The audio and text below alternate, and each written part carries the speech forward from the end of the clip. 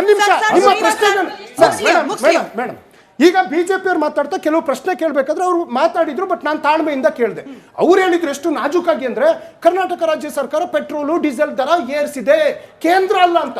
ಸ್ವಾಮಿ 55 ರೂಪಾಯಿ ಡೀಸೆಲ್ ಇತ್ತು, ಇವತ್ತು 110 ರೂಪಾಯಿ, 65 ರೂಪಾಯಿ ಪೆಟ್ರೋಲ್ ಇತ್ತು, 350 ರೂಪಾಯಿ ಗ್ಯಾಸ್ ಇತ್ತು, ಇವತ್ತು 1200 ರೂಪಾಯಿ ಮಾಡಿದ್ದು ಇದೇ ಕೇಂದ್ರ ಸರ್ಕಾರ.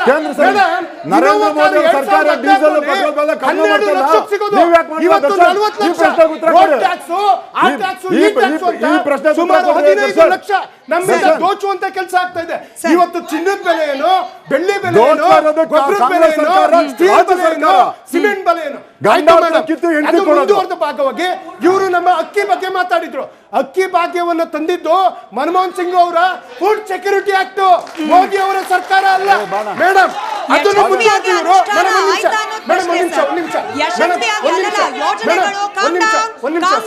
ಯೋಜನೆಗಳು ಯಾರು ತಂದ್ರು ಅಂತಲ್ಲ ದರ್ಶನ್ ಜಿ, ಅನುಷ್ಠಾನ ಕರೆಕ್ಟ್ ಆಗಿ ಯಾರು ಮಾಡಿದ್ರು ಅನ್ನೋದು ಪ್ರಶ್ನೆ.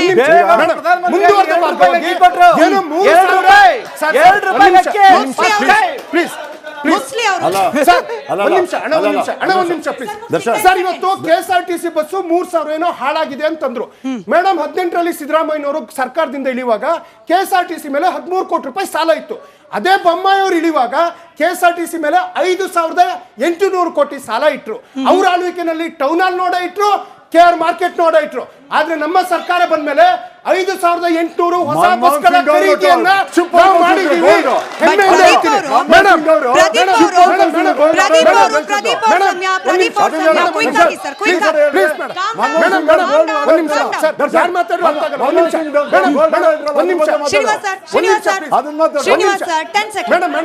ಇನ್ನೊಂದು ನೀವು ಪ್ರಶ್ನೆ ಕೇಳಿದ್ರೆ ಮಾರಣ ಹೋಮ ಅನ್ನೋ ಪದವನ್ನು ಬಳಸಿದ್ರು ಮೇಡಮ್. ಬಹಳ ಮುಖ್ಯವಾಗಿ ನರೇಂದ್ರ ಮೋದಿಗಳು ಆರ್ಟಿಕಲ್ 370 ಅಂದ್ರು. ಹಂಗಂದ್ರೆ ಯಾವ ಉಗ್ರರಾಗ ಬರಲ್ಲ ಮತ್ತಿನ್ನೊಂದು ಅಂತ. ಇವತ್ತು ಉರಿ ಮೇಲ್ ದಾಳಿ, ಪಠಾಣ್ ಕೋಟ್ ಮೇಲ್ ದಾಳಿ, ಅಕ್ಷರಧಾಮದ ಮೇಲ್ ದಾಳಿ, ಅಥವಾ ಪಹಲ್ಗಾಮ್ ದಾಳಿ, ಪುಲ್ವಾಮಾ ದಾಳಿ, ಮೊನ್ನೆ ದೆಹಲಿ ದಾಳಿ, ಮಣಿಪುರದಲ್ಲಿ 240 ಜನರು ಸಾವು, ರೈತರು 720 ಜನರು ಸಾವು. ಬರ್ತೀನಿ ಸರ್, ಬರ್ತೀನಿ. ಪ್ರದೀಪ್ ಅವ್ರ ಸಮಯ. ದರ್ಶನ್ ಅವರು ಸಾಲದ ಲೆಕ್ಕ ಕೊಡ್ತಾ ಇದ್ರು, ಹಾಗೆ ಸಾಲದ ಕಾರಣಗಳ ಬಗ್ಗೆ ಕೂಡ ಎಕ್ಸ್ಪ್ಲೈನ್ ಮಾಡ್ತಾ ಇದ್ರು. ಪ್ರದೀಪ್ ಅವರೇ, ವಿಜಯಪುರದಲ್ಲಿ JDS ಸಮಾವೇಶ ಆಗುತ್ತೆ. ಕುಮಾರಸ್ವಾಮಿ ಅವರು ಅತ್ಯಂತ ಗಂಭೀರವಾದ ಆರೋಪ ಮಾಡ್ತಾರೆ. ನನ್ನ ಲೆಕ್ಕ ತಪ್ಪಾಗಬಾರ್ದು ಅಂತ ಹೇಳಿ ನೋಡ್ಕೊಂಡು ಹೇಳ್ತಿದ್ದೀನಿ. ನೋಡಿ, 7,65,000 ಕೋಟಿ ಸಾಲ ಮಾಡಿಬಿಟ್ಟಿದ್ದಾರೆ. ಬಿಜೆಪಿ ಲೆಕ್ಕದ ಪ್ರಕಾರ ಕೇವಲ 3 ಕ್ವಾರ್ಟರ್ಸ್ ಅಲ್ಲೇನೆ 96,000 ಕೋಟಿ ಸಾಲ ಸಿದ್ದರಾಮಯ್ಯನವರು ಮಾಡಿಬಿಟ್ಟಿದ್ದಾರೆ. ಒಂದ್ ಕಡೆ ಸಾಲ ಮಾಡೋದು, ಇನ್ನೊಂದ್ ಕಡೆ ಗ್ಯಾರಂಟಿ ಕೂಡ ಸರಿಯಾಗಿ ಕೊಡದೇ ಇರೋದು, ಒಟ್ಟಿನಲ್ಲಿ ಸರ್ಕಾರ ಹಾಗೆ ಖಜಾನೆ ದಿವಾಳಿ ಆಗ್ತಿದೆ ಅನ್ನೋ ಆರೋಪ. ಕೇವಲ ಈ ಸಾಲದ ಪ್ರಮಾಣ ಮಾತ್ರ ಇದಕ್ಕೆ ಸಾಕ್ಷಿನಾ ಪ್ರದೀಪ್ ಅವರೇ? ಸಾಲ ಮಾಡಿ ತುಪ್ಪ ತಿನ್ನೋ ಅಂತಕ್ಕಂಥ ಗಾದೆ ಮಾತಿದ್ರೆ ಅದು ಈ ಸರ್ಕಾರಕ್ಕೆ 100% ಒಪ್ಪುತ್ತೆ. ಯಾಕೆ ಅಂತಂದ್ರೆ ನೀವು ನೋಡಿ, ಬಡ್ಜೆಟ್ ಮೇಲೆ, ಫೈನಾನ್ಸ್ ಆಯವ್ಯಯದ ಮೇಲೆ ಯಾವುದೇ ಸಮಸ್ಯೆ ಆಗಲ್ಲ ಅಂತೇಳಿ ಹೇಳಿದ್ರು. ನೀವು ನಿಮ್ಮ ಬಡ್ಜೆಟಲ್ಲಿ ಈ ಅಲೋಕೇಶನ್ಸ್ನ, ಈ ಫ್ರೀ ಬಡ್ಜೆಟ್ನ, ಫ್ರೀ ಸ್ಕೀಮ್ನ ನೀವು ಕ್ಯಾಲ್ಕುಲೇಟ್ ಮಾಡಬೇಕಾದ್ರೆ ನಮ್ಮ ಆದಾಯದ ಒಳಗಡೆ ಮಾಡಿದ್ರೆ ನಾವು ಒಪ್ತಾ ಇದ್ದೋ. ಆದರೆ ನೀವು ಈ ಫ್ರೀ ಸ್ಕೀಮ್ ಏನು ಕೊಡ್ತಾ ಇದ್ದೀರಿ, ಇಷ್ಟೂ ಸ್ಕೀಮ್ಗಳಿಗೆ ಕಳೆದ 2.5 ವರ್ಷದಲ್ಲಿ ನೀವು ಸಾಲ ಮಾಡೇ ಕೊಟ್ಟಿರ್ತಕ್ಕಂಥದ್ದು. ವಿತೌಟ್ ಸಾಲ ನೀವು ಫ್ರೀ ಬಿ ಸ್ಕೀಮ್ ಕೊಟ್ಟೇ ಇಲ್ಲ. ನೀವು ಸಾಲ ಮಾಡಿ ಇಲ್ಲಿ ತಂದು ಕೊಡ್ತಾ ಇದ್ರಿ. ಈಗ ಸಾಲ ಮಾಡಿ ಕೊಟ್ಬಿಟ್ಟು ಅದನ್ನು ಬರೇನ ಟ್ಯಾಕ್ಸ್ ತರ ಮೇಲೆ ಎಲ್ಲರ ಮೇಲೆ ಟ್ಯಾಕ್ಸ್ ಹಾಕಿ ಇವಾಗ ಸ್ಟ್ಯಾಂಪ್ ಡ್ಯೂಟಿ ತಗೊಳಕ್ಕಾಗಲ್ಲ, ಪರ್ಚೇಸ್ ಸೇಲ್ ಮಾಡೋಕ್ಕಾಗಲ್ಲ, ರಿಜಿಸ್ಟರ್ ಮಾಡೋಕ್ಕಾಗಲ್ಲ. ಆ ಮಟ್ಟಕ್ಕೆ ತಂದು ಇಕ್ಕವ್ರೆ. ಇವತ್ತು ಲಿಕ್ಕರ್ ಎಷ್ಟು 1 to 3 ರೈಸ್ ಮಾಡಿದ್ರು. ನಿಮ್ಗೆ ಹಾಲು, ಮೊಸರು ಯಾವುದನ್ನೂ ಬಿಟ್ಟಿಲ್ಲ. ಪಾಣಿ ತಗೊಳ್ಳೋದ್ರ ಮೇಲೆ ಫ್ರೀ ಪಾಡಿ ಸಿಗ್ತಾ ಇತ್ತು, ಫ್ರೀ ಪಾಡಿ ಅದನ್ನು ಬಿಟ್ಟಿಲ್ಲ. ಈ ಎಷ್ಟೆಲ್ಲ ಟ್ಯಾಕ್ಸ್ ಜಾಸ್ತಿ ಆಗಿದ್ರೆ ಕಾರಣ ಅದು ಕಾಂಗ್ರೆಸ್ನ ಈ freebie scheme. Freebie ಸ್ಕೀಮ್ನ ಸರಿಯಾದ ರೀತಿಯಲ್ಲಿ ಅರ್ಹ ಫಲಾನುಭವಿಗಳಿಗೆ ಅನುಷ್ಠಾನ ಮಾಡುವಲ್ಲಿ ವಿಫಲವಾಗಿದ್ದೇ ಕಾರಣ. ಅರ್ಹರನ್ನ ಹುಡುಕುವಲ್ಲಿ ಕಾಂಗ್ರೆಸ್ ಸರ್ಕಾರ ವಿಫಲ ಆಗಿದೆ.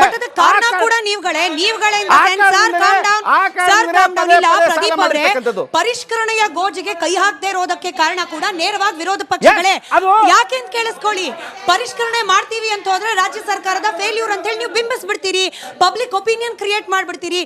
ಹೀಗಾಗಿ ಪರಿಷ್ಕರಣೆ ಮಾಡುವ ಅನಿವಾರ್ಯ ಪರಿಸ್ಥಿತಿ ಇದ್ರೂ ಕೂಡ ಅದಕ್ಕೆ ಕೈ ಹಾಕ್ಲಿಕ್ಕೆ ಹೋಗ್ತಾ ಇಲ್ಲ ಕಾಂಗ್ರೆಸ್, ಬಿಕಾಸ್ ಆಫ್ ವಿರೋಧ ಪಕ್ಷ. ಡೇ 1 ಇಂದ ಬಿಜೆಪಿ ಮತ್ತು JDS ನ ಒಂದೇ ಡಿಮ್ಯಾಂಡು, ಅರ್ಹ ಫಲಾನುಭವಿಗಳಿಗೆ ಸಿಗಬೇಕು. ಫಾರ್ ಎಕ್ಸಾಂಪಲ್ ನಾನು ಹೇಳಿದೆ, ನನ್ನ ಮನೆಗೆ ಯಾರೋ, ನನ್ನ ಮನೆ ನಾಗರಬಾವಿಲಿದೆ, ವಿಜಯನಗರದಿಂದ ಒಬ್ರು ನಮ್ಮ ಮನೆ ಕೆಲ್ಸಕ್ಕೆ ಬರ್ತಾವ್ರಂದ್ರೆ ಆ ಕೆಲಸದವ್ರಿಗೆ ನೀವು ಫ್ರೀ ಬಸ್ ಕೊಡೋದ್ರಿಂದ ಅನುಕೂಲ ಆಗುತ್ತೆ. ಅವ್ರಿಗೆ ನಾವು 8,000 10,000 ಸಂಬಳ ಕೊಡ್ತಾ ಇದ್ರೆ ಈ 800 1,000 ಅವ್ರು 2,000 ರೂಪಾಯಿ ಅನುಕೂಲಕ್ಕೆ ಬರುತ್ತೆ.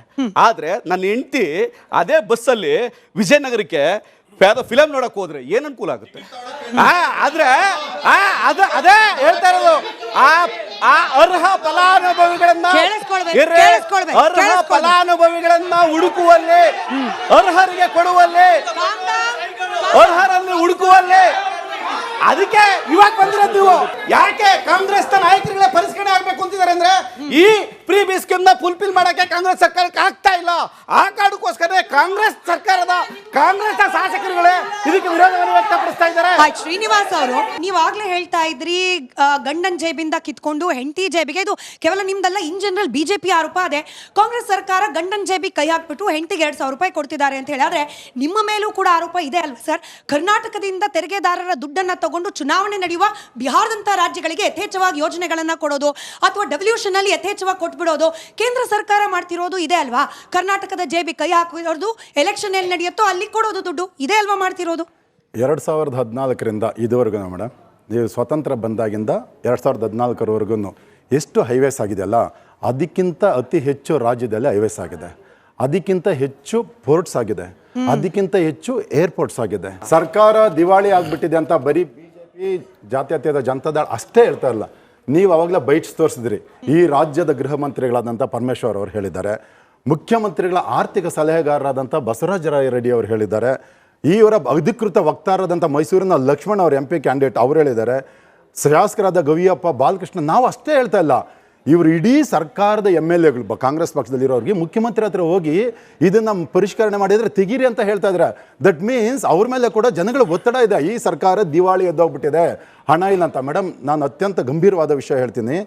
SCP TSP ಆ್ಯಕ್ಟ್ ಹಣ ಇರೋದು, ಅದರಲ್ಲಿ ಬರೋದು ಈ ರಾಜ್ಯದ SC ST ಏನು ಕುಟುಂಬಗಳಿದ್ದಾವೆ, ಜನ ಇದ್ದಾರೆ ಬಡವರು, ಅವರಿಗೆ ಪರ್ಮನೆಂಟ್ ಅಸೆಟ್ಸ್ ಕ್ರಿಯೇಟ್ ಮಾಡೋದಕ್ಕೆ. ಇವರು ಈ ಕಳೆದ 2.5 ವರ್ಷದ ಎಷ್ಟು ತಗೊಂಡಿದ್ದಾರೆ ಗೊತ್ತಾ ಮೇಡಮ್ ನಿಮಗೆ? 39,000 ಕೋಟಿ ರೂಪಾಯಿಗಳನ್ನ ತಗೊಂಡು ಗ್ಯಾರಂಟಿಗೆ ಆಗ್ತಾ ಇದ್ದಾರೆ. 39,000 ಕೋಟಿಗಳನ್ನ ತಗೊಂಡ್ ಬಂದು ಇವ್ರು ಹೇಳ್ತಾ ಇರೋದು, ನೇರವಾಗಿ ಈ ಕಡೆಯಿಂದ GST ಹೋಗಿದ್ದ ಹಣ ಅಷ್ಟು ವಾಪಸ್ ಬರ್ಬೇಕಂತ.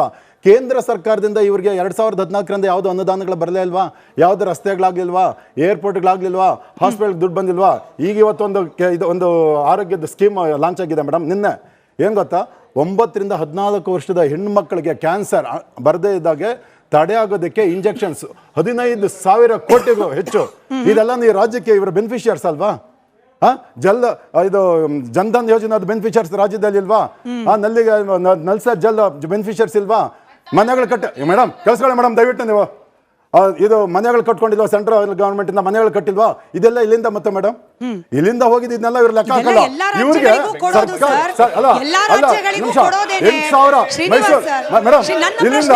ಬೆಂಗಳೂರಿಂದ ಮೈಸೂರಿಗೆ ಎಕ್ಸ್ಪ್ರೆಸ್ ಮಾಡಕ್ಕೆ 8,000 ಕೋಟಿ ಮೇಡಮ್, 8,000 ಕೋಟಿ